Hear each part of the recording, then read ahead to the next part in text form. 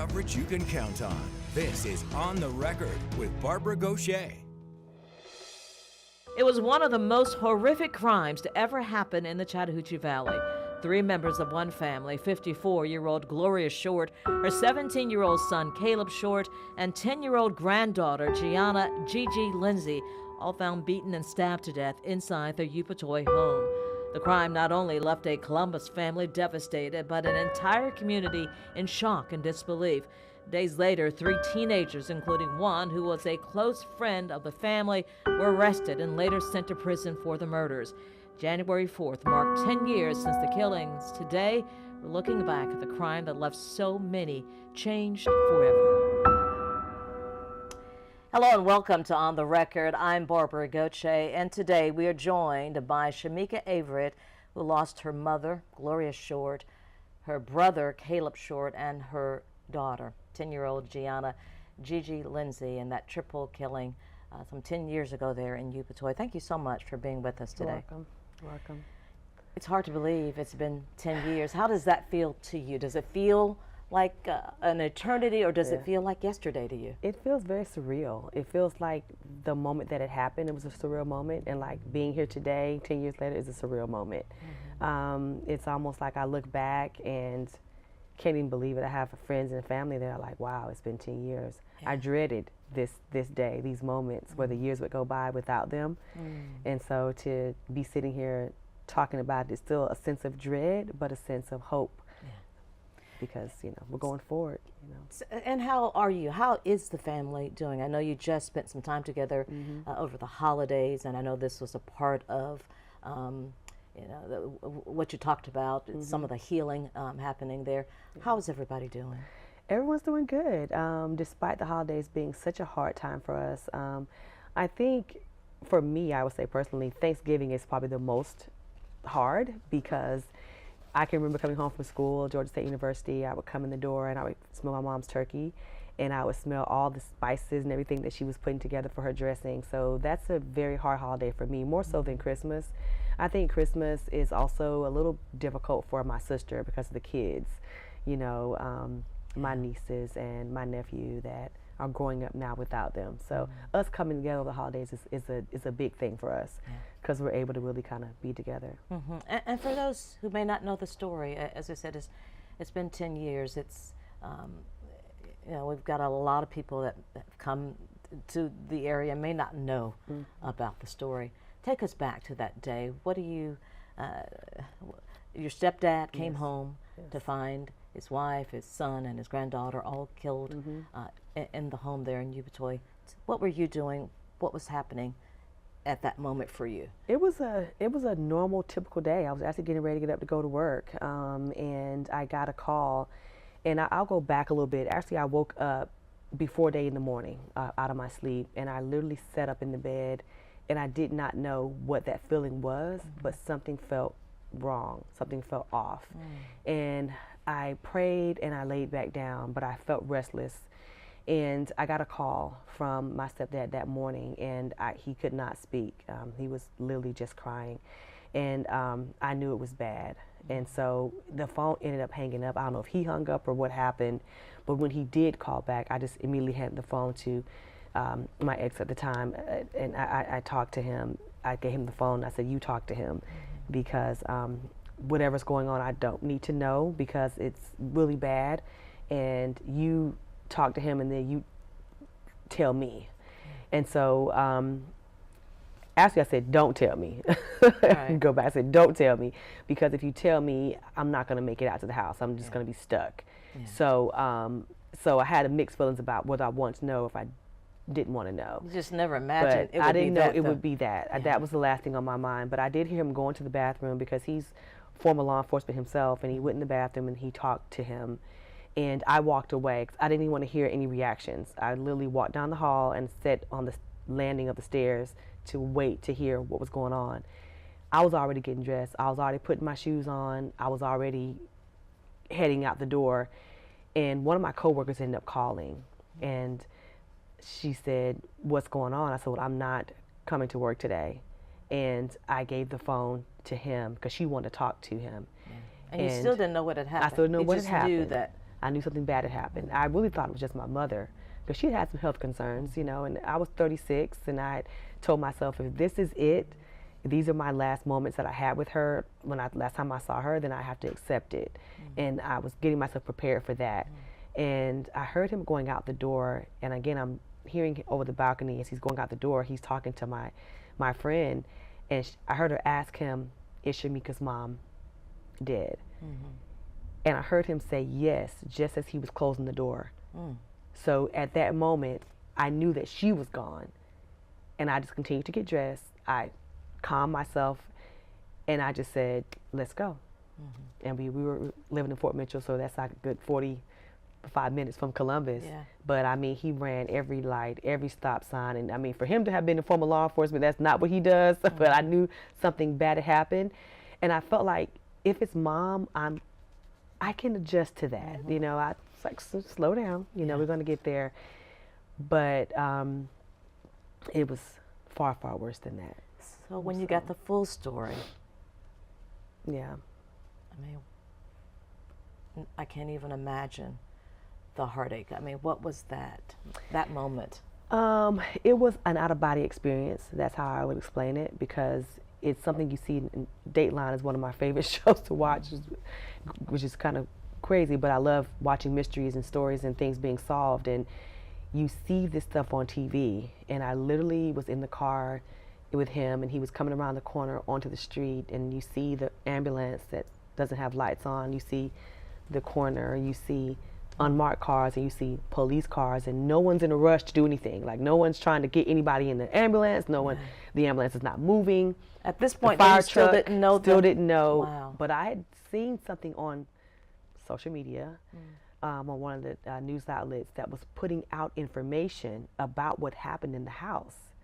And I heard something about a bow and arrow. I heard something about, you know, it was things I was hearing that just did not make sense to me. And in my mind, I knew it was bad, but it was not coming together. It was a puzzle. But as he came up to the house, I stepped out of the car while it was still rolling, and didn't even know I did that. My coworker got there before me, and she was like, you literally stepped out the car. He hadn't even parked. But I walked up to this, just everyone standing around looking at me. I felt like the spotlight was on me, because everybody wanted to know how I was going to react, because I didn't know what had happened. So the loss was just unimaginable for anyone. You know, we covered a lot of stories, obviously, over the 10 years of this, you know, heartbreaking event. And I think it was about 4 months after it happened, I came out and talked to you, and we visited in Gianna's room. I also talked to your stepdad at that time. I think one of the first times he talked to the media, a few times that he did. I want to play that story for you as we look back at that and get your reaction to that on the other side. Okay? Okay. No words can explain what happened and how we feel, but it's just difficult. The pain and grief of unbelievable loss is palpable as this family clings together and tries to honor their loved ones. Robert Short and his family on this day attend a victim's memorial service and hang paper hearts on a memorial tree in honor of his wife Gloria, his son Caleb, and granddaughter Gianna. Caleb Short and Gloria Short. It was nearly 4 months ago that Short returned home from work to find all three brutally murdered inside their Upatoi home. We all miss them, and you know, all of our hearts are broken. We have to go by day and try to support each other and just to cope and get through. And we have a lot of family and friends who are behind us, and we appreciate everyone. Robert Short has never shared his grief with the media before, and even now, his words are few as he tries to express the magnitude of his loss. I really don't know. We just go by day, and God's grace keeps us going every day. But it's extremely difficult. 10-year-old Gianna, or Gigi as the family called her, was Shamika Averett's only child. This is how she kept her room typically. We still have boxes she never unpacked that she was supposed to unpack. She showed us Gigi's room, which has been left exactly the same since she died, and shared her struggle to face every day without her daughter. Gigi's room, her place of solace. I spend time in here, you know, when I want to feel really close to her. I spend time in here. I lay on her bed. I kind of just connect with her, as much as I can. From the teddy bears. This one has a shirt on that she put on it that, obviously did not fit, but that's something that she just wanted to do. To the dollhouse, to the peace signs on the walls, Shamika says this room epitomizes her little girl who was full of life and love. She was just your typical 10-year-old just growing up. And so that is what I miss the absolute most about her, was just her personality. She was very loving, very sympathetic, very empathetic, and just a beautiful, beautiful, beautiful girl. I am grateful to have known her, to have been her mother. I'm grateful.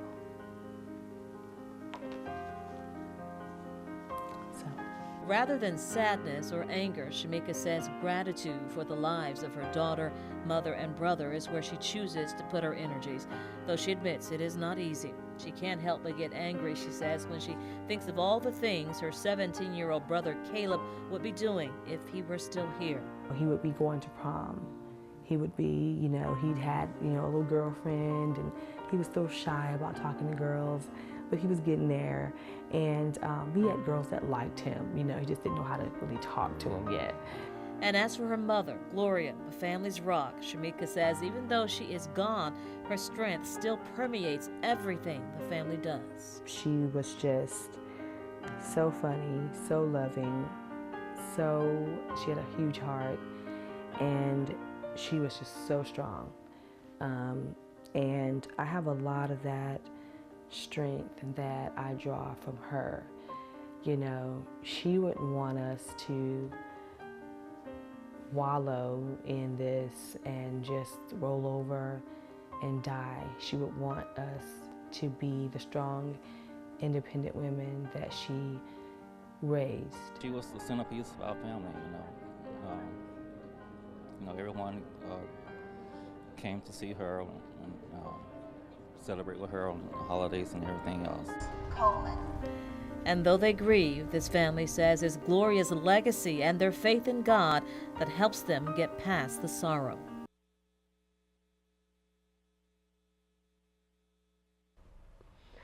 Yeah.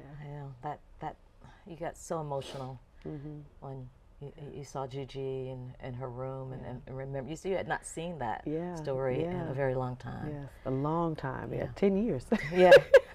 The thing that stood out to me that you said, though, was about the gratitude. Yeah. You chose to focus on gratitude as opposed to anger or sadness. Is that serving you well? Yes, because I think anger and sadness will take you out, because you have so many thoughts in your mind that go through your mind when you lose not one person but people at one time. Your brain is not really set up to experience that type of trauma. So a lot of people lose everything mentally, and they turn to so many other unhealthy things to get through it. And so I had to shift my mind to that, because I had so many people that were counting on me to kind of get them through it.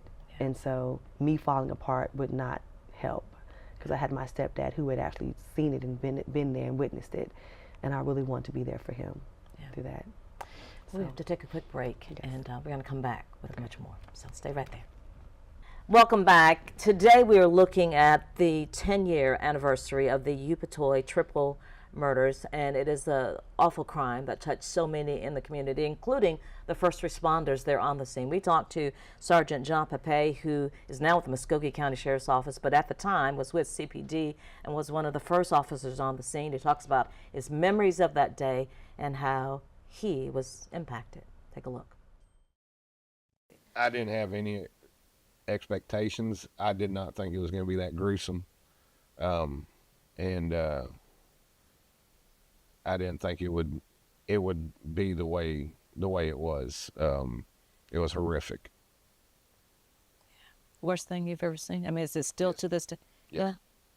Yes, and to this day, I still, even though it was 10 years ago, I still remember it like it was yesterday.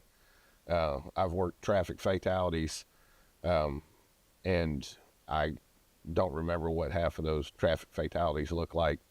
Nothing. I was with the Columbus Police Department. I got hired in 2005 with the Columbus Police Department. I've been to many scenes, accidents, just being in patrol or shootings or being a first responder on multiple things, and nothing is stuck in my head like this has. Why do you think that is? I think a lot of it has to deal with the fact that Caleb being so young, getting ready to graduate high school, and Gianna being the same age as my son, and because she just an innocent child. Would you say this case changed you? And if so, how did it impact you, do you think? I don't know if it's really changed me. It's impacted me. It makes me look at life in a different view. Makes me thankful for my kids and for my family, and makes me realize that we're not promised tomorrow, and it just gives me a different outlook of life, and just trying to figure people out. You never know what somebody's willing to do for something that you have. Hold your loved ones close every day. Don't forget to tell your loved ones that you love them every day. Because again, you're not promised tomorrow. Okay. You're not promised 5 minutes from now. But again, just continue to keep that family in your prayers.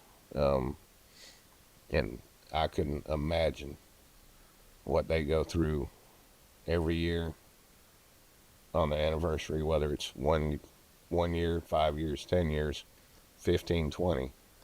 They're always going to remember that day, and they're always going to have that void in their hearts. Do you think you'll ever get over this? No, it will stick with me for the rest of my life.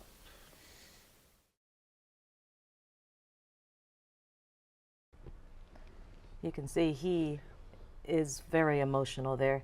How does it make you feel when you know so many other people in the community share in your pain and your grief and pray for you? Yes, I feel so grateful for this community. I live and work in this community. It affected me negatively at first. I didn't think I could actually continue to live here, because everywhere I looked, I saw them. You know, everywhere I looked, I saw my mom, I saw Gigi, I saw Caleb. This is where we lived and worked and had, made our lives essentially. And so I will say that I commend and thank, even to this very moment, every last police officer, CPD, the sheriff's office, our firefighters, our first responders, our EMTs that got there, that were ready to do whatever they had to do to save my family, and unfortunately they were not able to do that. I think about them as well, because they struggle. I know that a lot of them have been affected mentally by this, and even looking at,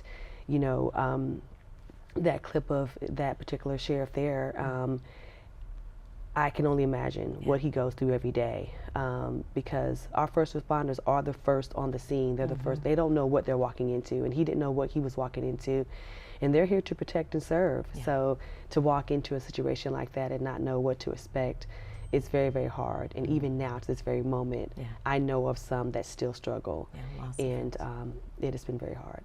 So I commend them for what they do. For sure. All right, we're going to take another quick break and be right back with more. Stay with us. Can you see it? Can you?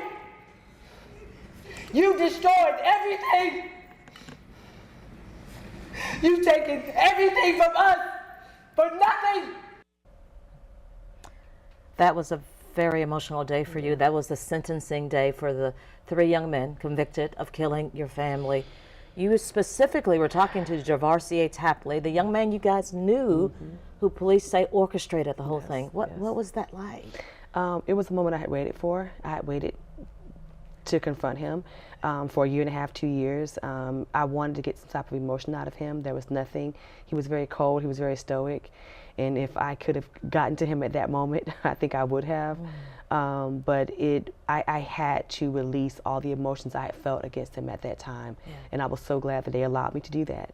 Are you satisfied with the sentencing that they all got?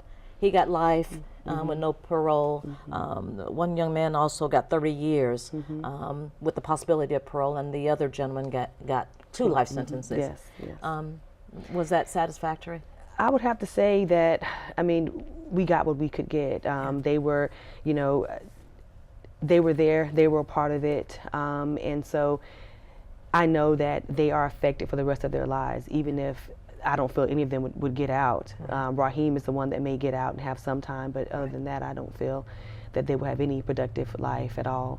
And of course, we need Javarcier will be in there for life. So. We don't have much time left, and we really want to get to your family members because we want this to be a tribute to them. Tell us what you want us to know about your mother, your brother, your daughter, and how you want their legacy, their names to live on.